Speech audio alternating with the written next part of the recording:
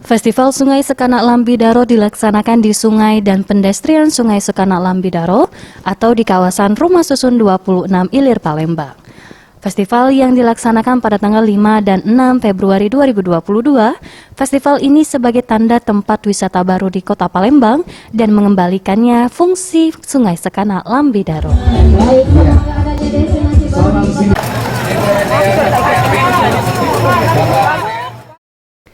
Acara ini dihadiri Wali Kota Palembang Harno Joyo, Wakil Wali Kota Palembang Fitriyanti Agustinda, Gubernur Sumatera Selatan Herman Deru, dan stakeholder lainnya. Dalam sambutannya, Herman Deru mencanangkan agar festival ini menjadi agenda tahunan, dan hal ini disambut baik Wali Kota Palembang Harno Joyo, dan ia berpesan agar warga Palembang menjaga Sungai Sekanak dan pendestriannya karena milik kita semua. Kami hari ini bisa bersama masyarakat untuk melaksanakan acara di Sungai Sekanak Lambidaro.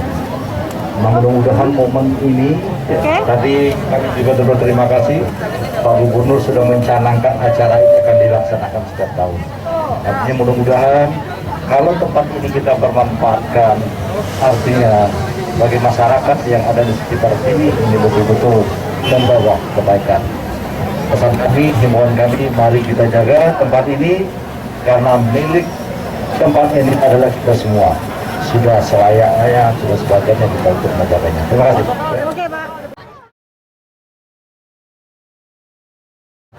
Bermanfaatkan nilai pekerjaan ini 150 miliar.